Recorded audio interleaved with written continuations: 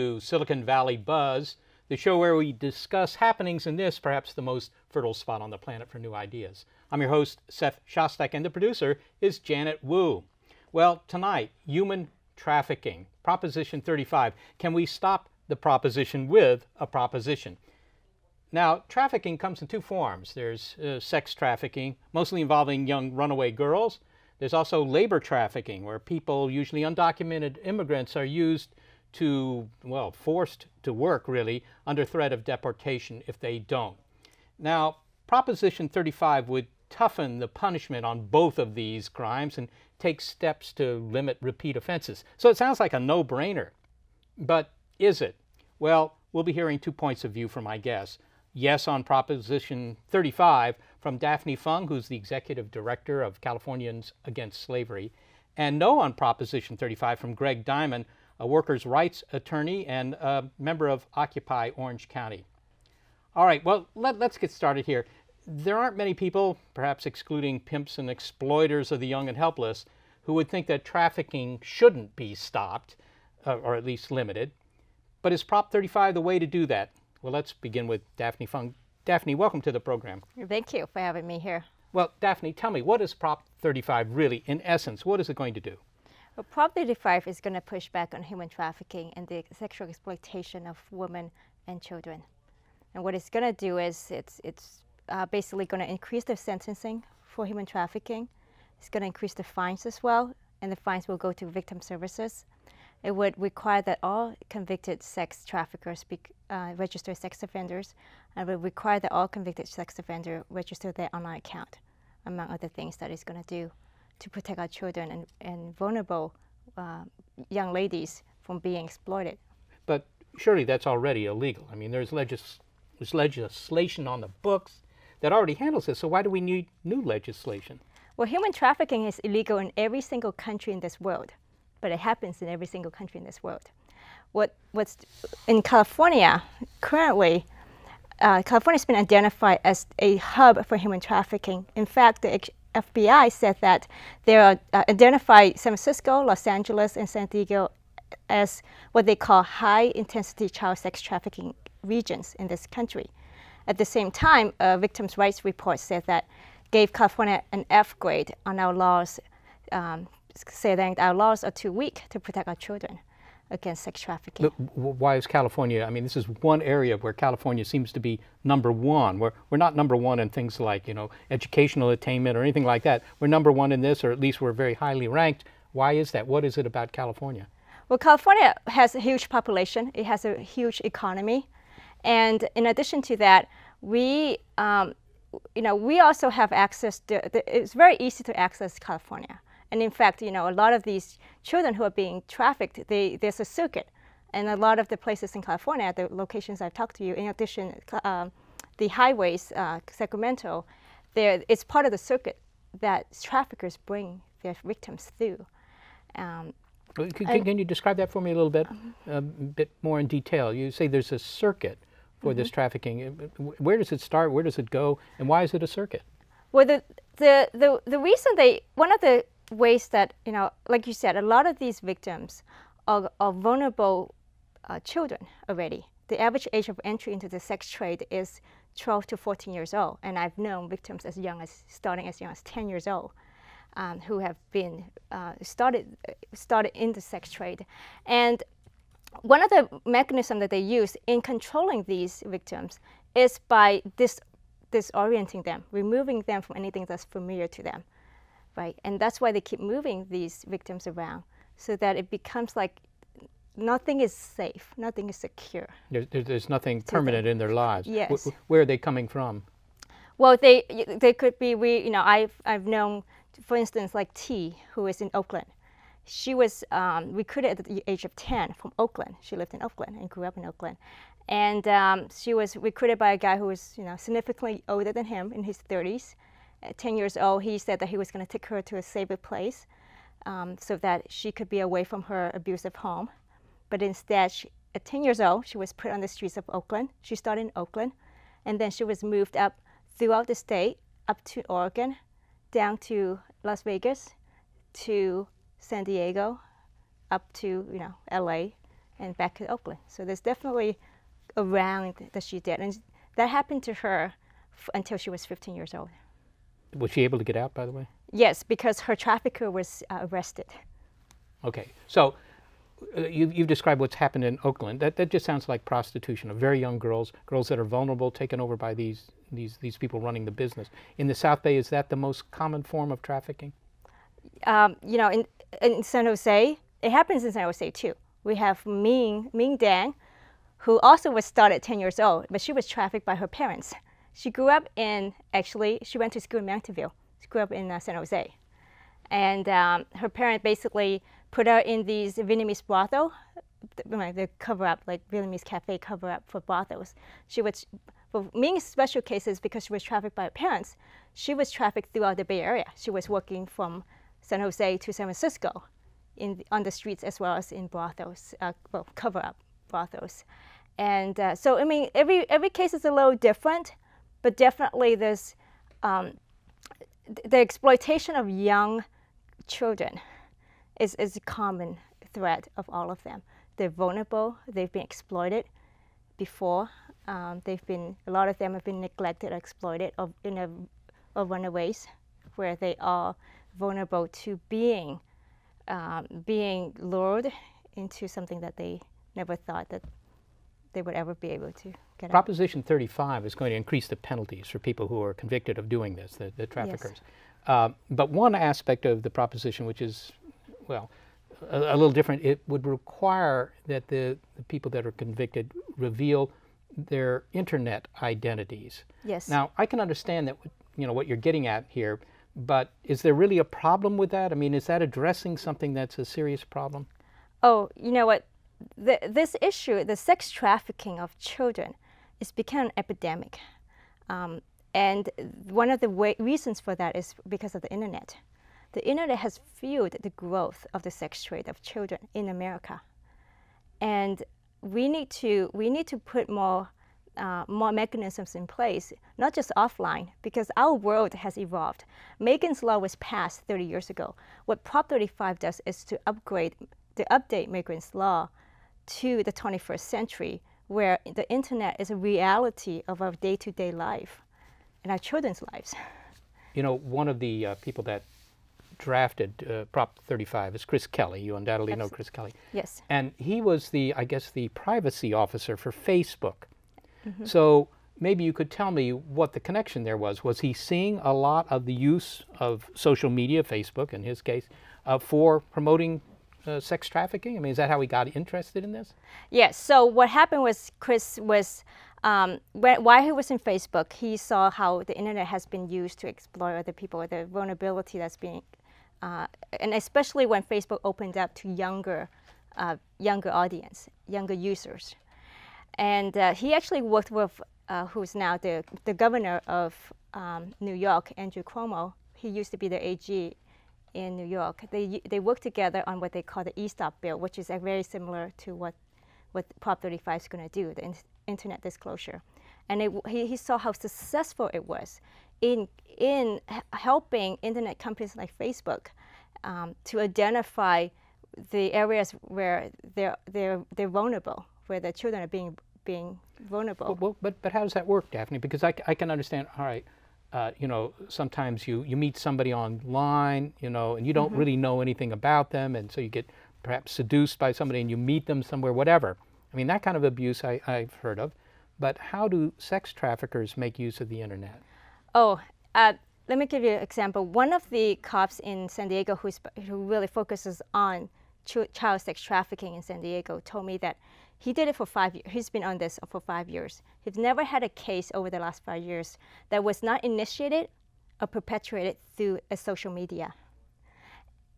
About a month ago when I was tabling, I had a 12 years old girl, and she came up to me. She said, you know, this human trafficking thing almost happened to me. I met a guy who was supposed to be 15 on the internet, and he turned out to be a 35-year-old known pimp in Oakland, and this girl lives in Dublin. Okay, so they use it to establish contacts for possible recruits, if you will. Recruiting, yes. I see. Okay. Now, Prop 35 will get tough with offenders. We've already established that.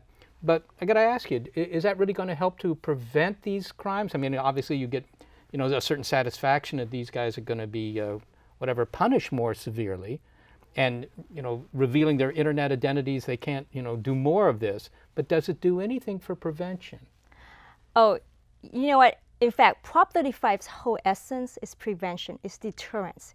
Right now, across the state, consistently law enforcement has told us that local gangs are moving away from selling drugs to selling children for sex because there's so little risk involved with them and their profit is so high. You can sell drugs only once, making you sell a child over and over again. By increasing the penalty and the fines, we're basically increasing the risk to the traffickers. And in doing so, make them think twice about engaging in this easy money crime, which is, right now, it is the easy money for gangs. Well, but you know, that sounds good, but not to be, you know, too skeptical about this, but still, I mean, there's the death penalty for, you know, certain crimes. Yes. in most states. And, you know, if you actually look at whether that deters crime, the answer is, well, it doesn't seem to. It isn't that the criminals are thinking, you know, sex trafficking now has heavier penalties, I won't do it. Do you think, you know, do you think I'm wrong about that, or will they continue to do it? And at the end of the day, human trafficking is a business. Versus if I'm killing somebody, I have some psychological, it's not a business for most people who are killing people, right? But for human traffickers, it's a business that they're doing. And just like any good business person, they're going to weigh the risk and the reward of it. And you're right, we're not going to deter everybody. But if we can even deter one person from thinking, you know, this is not easy money, I'm not going to do this, I think we've won already. what about claims, and there are claims, that this is bad law, it's not well written, and that there may be, you know, unintended consequences? I suppose all laws have unintended consequences, but unintended consequences in the sense that you'll be making criminals out of, I don't know, teenagers who are doing what, you know, what teenagers Yes. always do, that kind of thing. Well, it is ridiculously appalling and surprising to me how people can actually misread something that is to me is very clear. And it is very clear in the law that what we call consensual behaviors are not going to fall under the human trafficking law. In fact, the only thing that we've changed from the current human trafficking law is to include child pornography as one of the forms of trafficking that you can force a child into. But I really, you know, this law, Prop 35 was written by a veteran prosecutor, and and it also mirrors our federal law. There's nothing in there that's going to harm anybody who is not a criminal. Okay, well, Daphne, we have to end it there. We'll be right back with Greg Diamond about why he thinks that Proposition 35 should not be passed.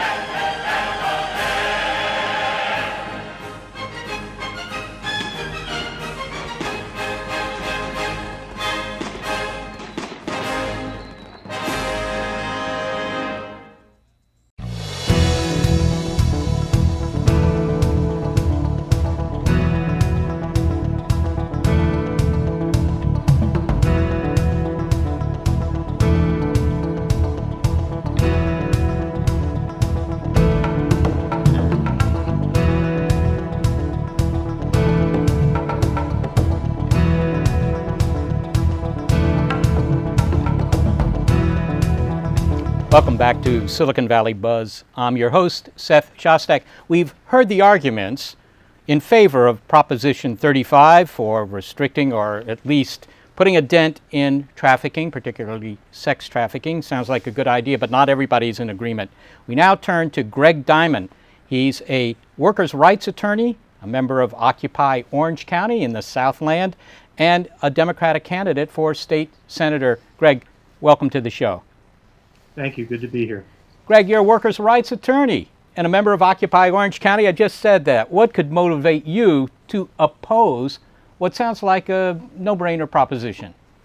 Well, I should say, first of all, that nobody who I know of on this side of the issue favors human trafficking or fails to take it completely seriously. Our concerns are not about whether or not they have identified a good problem, but whether or not they've identified a good solution to it. And our most specific concern is whether or not in drafting this legislation, they have expanded the scope of the definition of human trafficking so greatly that it would sweep in many people whom we don't normally think of as human traffickers, who have the kind of stories that are not what are being used to market this proposal to voters. Well, if I hear you right, what you're saying is, look, it has the ring of apple pie and motherhood, but it's simply bad law. You've said that it could cause, for example, statutory rape to be more harshly punished than violent rape. Can you give me an example of how that might happen? Well, I can tell you very specifically that I was at a forum last night with the two people from Orange County who head the local efforts here, talking with a few other people near there, and I brought up this point, and they said, yes, statutory rape is rape. Rape is rape. They should be treated exactly the same way. And therefore, if you have a statutory rape by a 19-year-old boy of a 17-year-old girl, that should be punished more heavily because it involves a minor than a forcible rape, a violent rape by a 27-year-old man of a 31-year-old woman. I find that amazing. Well, it strikes me as amazing, too, if it's really true, because, to be quite honest, I mean, there are plenty of liaisons between 19-year-olds and 17-year-olds that are really not rape. I mean, you take the girl to dinner, and who knows what happens, and now you're going to be put into jail for how long? I mean, what would this do? Potentially up to 20 years. And you'd be listed as a sex offender? Yes. Yeah. And our concern is, essentially what the idea here is, that those under 18 have no agency. They're considered, in law we use the term infants, so they can't enter into contracts and things like that. As a result, they cannot consent to sex. So if you take that as your premise, then you're going to say that any sexual activity, which can fall short of intercourse, is rape, is sexual molestation, etc. These are not the people that we need to see in jail. I'm fine with stringing up actual human traffickers. I'm not fine with having it extend to people who may have only tangential relationships to actual human trafficking, or who may be caught up in these extremely overbroad definitions, such as a 19-year-old with a 17-year-old. For example, they might be sharing marijuana or something like that. Well, if you look at the definition of coercion, you will see that sharing those kinds of drugs is one part of coercion. So if you have a sexual relationship that goes on for a while where drugs are shared, then yes, absolutely, this person could fall under this statute. If I can explain what the problem is, usually legislation goes through the whole legislative process and it is picked apart by staff attorneys who are looking for things like this to try to make sure that it doesn't have any untoward consequences. They brought this up a couple of times before the legislature and it didn't pass muster. So now what they're doing is taking it to the public directly, but it has not gotten the vetting that it should have got. It's sort of like the Sarah Palin of initiatives. It's attractive, it's persuasive, but it hasn't been thoroughly vetted. Well, surely, and I don't mean disrespect here, but surely you're not the only attorney to notice these flaws in this proposed law, in this proposition. So why is it that there doesn't seem to be any organized campaign against Proposition 35. I should tell you, the proponents are spending, I believe, about $2 million on this initiative. I think I've spent about 20. And it is very, very difficult for politicians to take a stand against something that is labeled human trafficking. As you said, it's like a motherhood and apple pie issue. And that should really make one wonder, what have they got inside this? We really need to look at the ingredient list. But there are people such as Senator Leno, such as Tom Amiano, who have expressed grave concern about this issue, basically coming down to the idea that it hasn't been vetted. There's a man whose name is John Varrick, and I want to see, I have it written down here somewhere, what his blog is. He is somebody who has worked, I believe, on a commission by that Attorney General Harris put together and has expertise on these issues. He's in opposition to it. And the American Association for University Women is something it's hard to find on their website, but I'd be happy to read you, if you have time, some excerpts of what they say about Prop 30, well, which basically say it's a poorly written initiative that alters states' laws so future change becomes almost impossible. Definitions of trafficking are greatly broadened and could implicate persons not directly involved in trafficking, which would lead to lawsuits related to First Amendment rights, delay in implementation, etc. There's quite a bit more than that, but it's not just one solo lawyer doing this. Now, this law might not just affect, if you will, victims who really shouldn't be victims, but it also would lead to a lot of what you call soft targets for law enforcement. Can you give me an example of what you mean by that? Well, I like to use the example of drug laws. We have some drugs, meth, heroin, cocaine, etc., that are very of great concern, and that most of us would probably like to see have a greater share of police resources and prosecutorial resources devoted to. But while marijuana remains illegal, what you find instead is a lot of police resources and resources of prosecutors, see, I avoided having to say that word again, that go towards these relatively easy targets. It is safe generally to go after an individual marijuana user, etc. And in a similar way, it might be safe to go after an individual prostitute who may be 35 and has a friend who she believes to be 19, but who is really 16, and who shares marijuana with her or something like that, and now gets dragged into this law, which makes her into a sex trafficker facing up to 20 years in prison.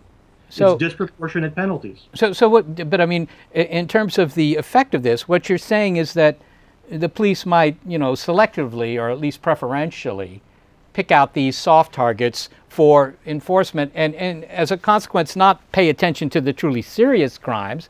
And so the consequence of passing this proposition might be that in fact you've done some harm to limiting sex trafficking rather than helping it. Yes, there could be a perversely negative effect because of how it changes enforcement. Absolutely.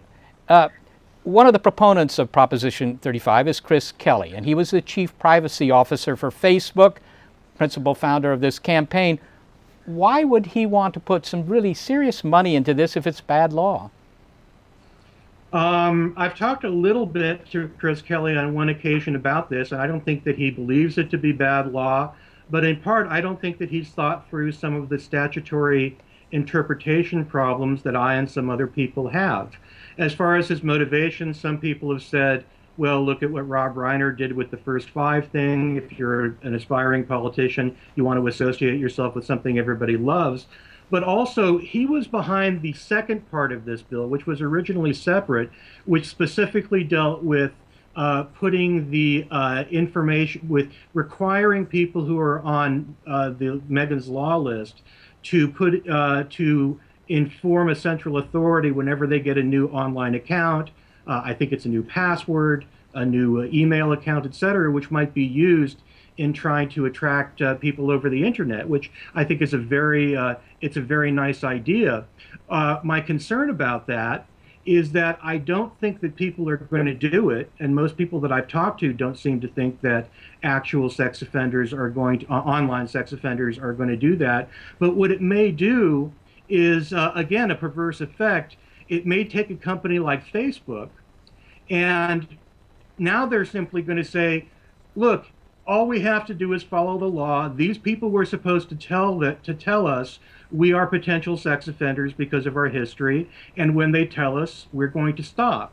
And by eliminating some of the danger for people that motivates some companies to try to stop sex trafficking online by interposing this law, again, there might be a negative effect. Now, I don't think that they should have all of the tort liability that some people might, but I do like to see them motivated to do what they can to reduce the access of sex offenders to victims.